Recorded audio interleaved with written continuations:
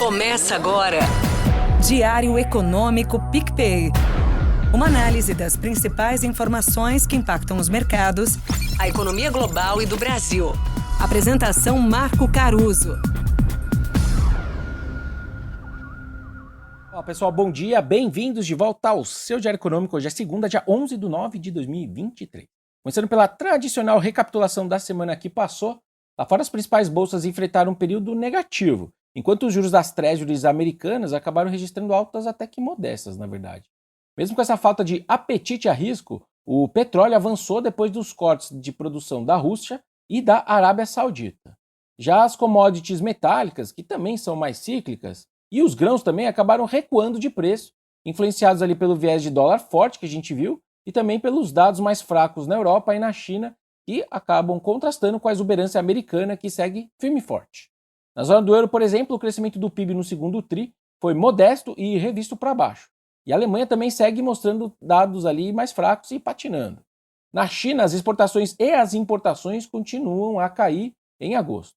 Por outro lado, nos Estados Unidos a gente viu o setor de serviços com um crescimento mais forte e jogando dúvidas se o ciclo de alta de juros volta ali em novembro, depois deles fazerem um stop and go agora em setembro.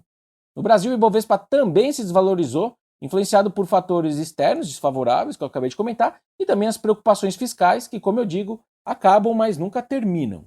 O nosso real, por exemplo, enfraqueceu 0,7% em relação ao dólar, só que ele também perdeu outros 1,3% contra uma cesta de emergentes ali que eu gosto de acompanhar.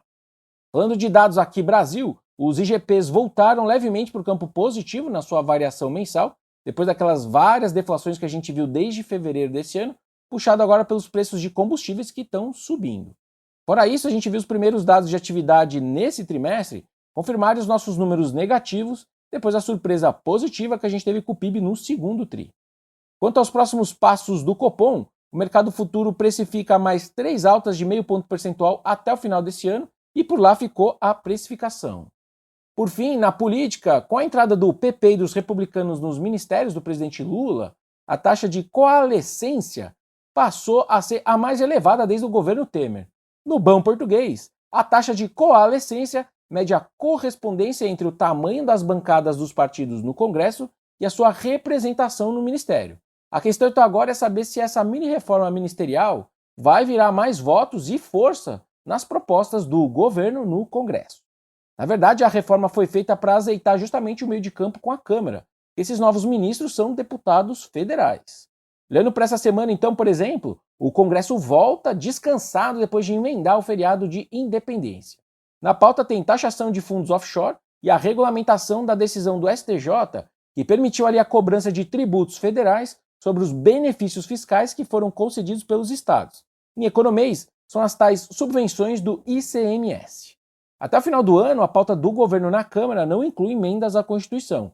Então o governo precisa só de uma maioria simples para aprovar essas coisas que eu acabei de citar, por exemplo, além também da taxação dos sites de apostas e o fim do desconto do JCP, que estão todos aí na pauta. Só no Senado que a gente tem a PEC da reforma tributária, que vai seguir em análise essa semana e daqui para frente. Tudo isso, somado aí, é crucial para a Fazenda aumentar a arrecadação e tentar cobrir aquela meta de zerar o déficit primário em 2024.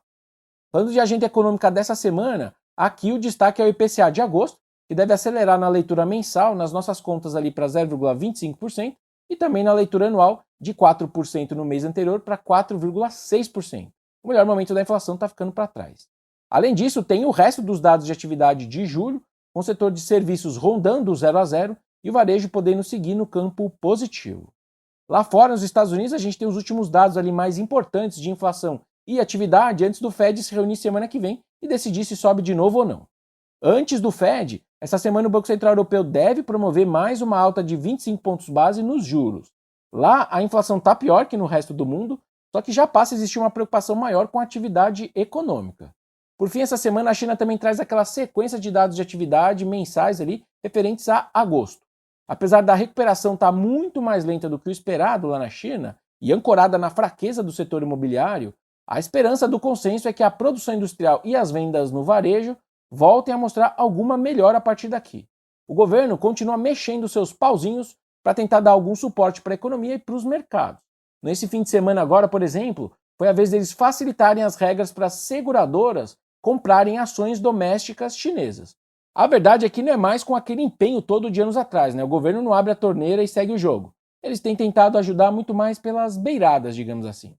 Por hoje é isso, turma. Bom dia, bons negócios e sorte sempre. Você ouviu? Diário Econômico PicPay.